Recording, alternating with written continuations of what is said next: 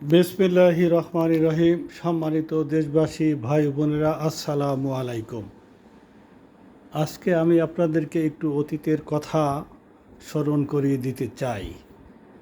যদি মনে করেন অতীতের কথা আমাদের স্মরণ আছে, বেশ ভালো কথা, মাশাআল্লাহ, আলহামদুলিল্লাহ। তারপরও আমি একটু বলতে চাই, অতীত থেকেই আমাদের শিক্ষা নিতে হয়, অতীতের ইতিহাস স্মরণ করেই আমাদের সামনে আগাতে হয়।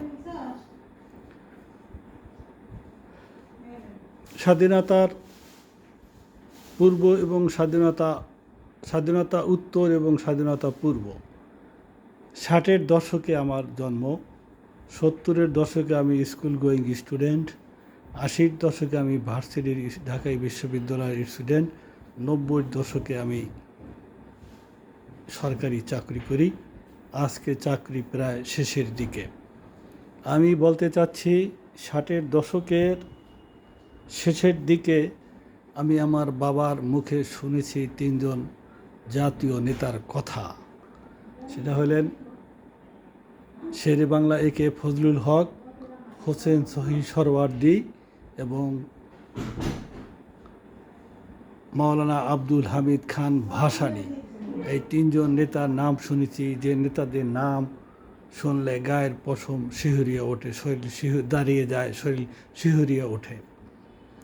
এরপরে যখন একটু বড় হয়েছি, লিবারেশনের আগ দিয়ে আমরা শুনেছি এপার বাংলায় জাতির জনক বঙ্গবন্ধুর একজন নেতা, তার নাম ওপারে ইন্দিরা গান্ধীর নাম শুনেছি। এরা কাঁধে কাঁধ মিলিয়ে রাজনীতি করেছে। এরপরে জাতীয় নেতার মধ্যে নাম শুনেছি তাজউদ্দিন আহমেদ, তোফায়েল আহমেদ, আসমা আব্দুর রব, শাহজাহান সিরাজ, আব্দুল কুদ্দুস মাখন, নূরে আলম সিদ্দিকী। এদের নাম শুনলে শরীরে শিহরণ হতো, এদের বক্তৃতা শুনলে শরীরের পশম দাঁড়িয়ে যেত। এই ছিল নেতা। এরপর আস্তে আস্তে আস্তে আস্তে নেতার মান চলে গেল নাকি সেটা আমি বলবো না। এরপরে আস্তে আস্তে কারা দেশ চালালো সেই কথা আমি বলবো না। সেটা অনেকটাই বলতে পারেন যে পারিবারিক পরিবারতন্ত্রের মাধ্যমে চলে আসছে। আজকে এই 2024 এবং 25 সালে আপনি কল্পনা করতে পারবেন দেশ পরিচালনা এবং রাজনীতি কাদের হাতে চলে গেছে?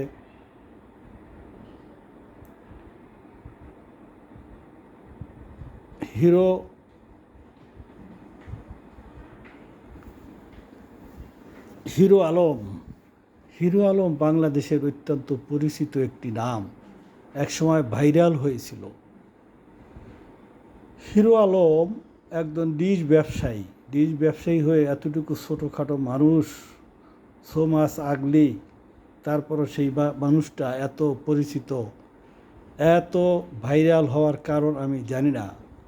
তাকে নিয়ে দেশের বিশিষ্ট সংস্কৃতি ব্যক্তিত্ব, নাট্য ব্যক্তিত্ব মামুনুর রশিদ বলেছিলেন যে রুচির দুর্ভিক্ষ, রুচির আকাল দেখা দিয়েছে দেশে।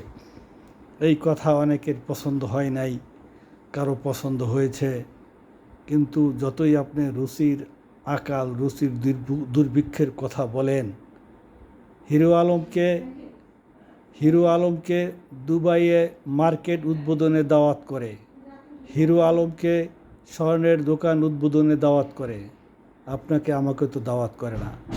পাকিস্তান পিরিয়ডে আমি আমার বাবার মুখে নাম শুনেছি আইয়ুব খান, যিনি সেনাবাহিনীর প্রধান ছিলেন, ক্ষমতায় ছিলেন।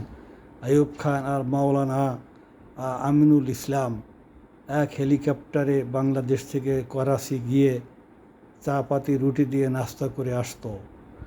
আইয়ুব খান দেশ পরিচালনা করতেন। এরপরে ছিল ইয়াহিয়া খান, মোনায়েম খান, জুলফিকার আলী ভুট্টো। সেই খানের বংশ দেশ পরিচালনা করতে বাংলাদেশকে শোষণ করছে। ইন্দিরা গান্ধী, রাজীব গান্ধী, সকল রাজনীতিবিদ আস্তে আস্তে পৃথিবী থেকে চলে গেছে। জুলফিকার আলী ভুট্টোর মেয়ে বেনজির ভুট্টো অত্যন্ত শিক্ষিত। তিনি পাকিস্তানের হাল ধরেছিলেন, কিন্তু আততায়ীর হাতে তিনি প্রাণ বিসর্জন দেন। আজ পর্যন্ত তার কোনো বিচার হয়নি। এমনকি ষড়যন্ত্রের শিকার হয়ে ভুট্টো পরিবারের ছেলে জুলফিকার আলী ভুট্টো, বেনজির ভুট্টোর ভাই মুর্তজা ভুট্টোকেও ষড়যন্ত্র করে মেরে ফেলা হয়। পাকিস্তানের ক্ষমতায় আসে আসিফ জারদারি বয়সের তুলনায় বেনজির ভুট্টোর স্বামী হলেও সে তার ছোট, কিন্তু সেও ক্ষমতা ধরে রাখতে পারে নাই। জিলানি, আসিফ জারদারি কেউ বেশি দিন ক্ষমতা ধরে রাখতে পারে নাই। সে সময় একজন তরুণ রাজনীতিবিদের আবির্ভাব হয়, বেলাউল, যিনি আসিফ জারদারি এবং বেনজির ভুট্টোর ছেলে।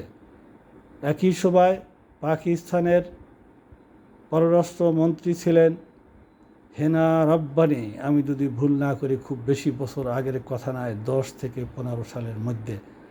হেনা রব্বানি একজন হোটেল ব্যবসায়ী ছিলেন।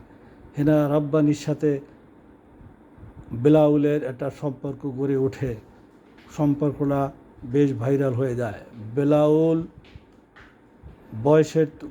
বয়সে হেনা রব্বানির ছোট। বেলাউল আনমেরিড। হেনা রব্বানি সম্ভবত সেই সময় সন্তানের মাতা। সেটা গুঞ্জনই থেকে গেছে, আর বাস্তবে পরিণত হয় নাই। অনেকেরই ধারণা ছিল বেনজির ভুট্টো যেহেতু তার বয়সের তুলনায় ছোটকে বিয়ে করেছে, আসিফ জারদারিও বোধহয় সেরকম একটা করবে। একই সময় ভারতে সোনিয়া গান্ধী এবং মনমোহন সিং দেশ পরিচালনার দায়িত্বভার গ্রহণ করেন। সেই সময় প্রিয়াঙ্কা এবং রাহুল গান্ধী গর্জে ওঠে তরুণ নেতা হিসাবে।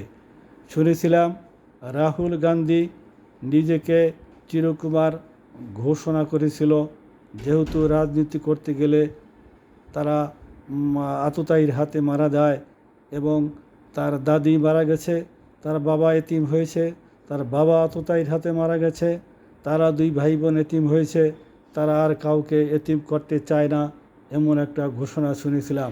সেই রাজনীতি সব ভেস্তে গেছে। বেলাউলের রাজনীতি, হেনা রব্বানির রাজনীতি, প্রিয়াঙ্কার রাজনীতি, রাহুল গান্ধীর রাজনীতি সবই ভেস্তে গেছে।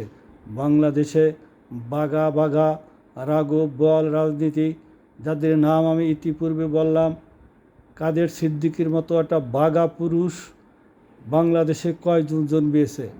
আর সেই কাদের সিদ্দিকী, তিনি ঘোষণা দিয়েছে জামাতের সাথে আমি ভেস্তে যেতে রাজি নই। তার এই কথায় জামাতের প্রতি একটা ক্ষোভ এবং ঘৃণা অবশ্যই প্রকাশ করে। পাশাপাশি এই কথাও প্রকাশ পায় যে জামাত আলারা ভেস্তে যাবে।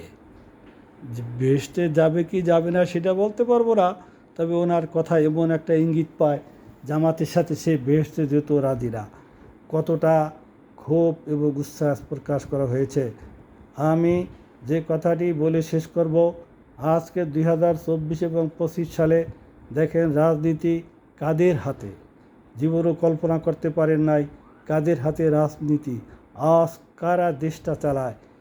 যে 6টি ছেলে মেয়ে ডিবি হারুনের ভাতের দোকানে ভাত খেয়েছিল, সেই 6টি ছেলে আজকে দেখেন নাহিদের মতো ছেলে, আসিফের মতো ছেলে, সারজিদের মতো ছেলে, হাসানাত আবদুল্লার মতো ছেলে, আজকে মাহফুজের মতো ছেলে, আরও কতগুলো ছেলে নাম আমি বলবো, কি পাটোয়ারি, যাই হোক, এরকম সবগুলোর নাম তো আমার মনে নাই। এই সমস্ত অল্প বয়সী ছেলেদের হাতে আজকে দেশটা, রাজনীতি তাদের হাতে। আজকে তারা দেশ পরিচালনা করছে। দেশ পরিচালনা ভালো করছে কিংবা মন্দ করছে সেটা আমি বলতে পারবো না, সেই মন্তব্য আমি করব না। তবে আমি আপনাদেরকে স্মরণ করিয়ে দেই, দেশ সমস্ত বাঘা রাঘব বোয়াল রাজনীতিবিদদের নাম শোনালাম, তারা আজকে কোথায়? অনেকেই ভেস্তে গেছে। তোফায়েলের মতো লোক আজকে আজকে গা ঢাকা দিয়েছে, কাদের সিদ্দিকের মতো লোক আজকে বাক রুদ্ধ হয়ে গেছে। এই সমস্ত বাগা রাজনীতি আব্দুর রব আব্দুর রবের মতো লোক আজকে চুপসে গেছে। আব্দুর রবের বক্তৃতা শুনে বাইতুল মোকাররমে আমাদের শরীরের পশম দাঁড়িয়ে যেত। সেই বাগা নেতার আজকে কোথায়? কোথায় সারজিৎ, কোথায় নাহিদ, কোথায় মাহফুজ, কোথায় হাসানাত আবদুল্লাহ? আজকে যাদের 2024 সালের জুলাইয়ের আগে যাদের নামও আমরা শুনি নাই, কেউ তাদেরকে চিনত না। আজকে জাতির এটা কি উন্নতি না অবনতি সেটা আমি বলতে পারবো না, তবে অদৃশ্যের ভাগ্যের লিখন না হয় খণ্ডন। আজকে রাজনীতি কোথা থেকে কোথায় গড়িয়ে চলে আসছে কল্পনাও করতে পারবেন না। আমরা সেই তরুণ রাজনীতিবিদ এবং দেশের উত্তর মঙ্গল কামনা করছি। বাংলাদেশের শান্তি প্রতিষ্ঠিত হোক। আল্লাহ পাক যাকে কবুল করে তার দ্বারা বাংলাদেশ শাসিত হোক, পরিচালিত হোক, এই আশাবাদ ব্যক্ত করে আমি বক্তব্য শেষ করছি। আসসালামু আলাইকুম ওয়া রাহমাতুল্লাহ।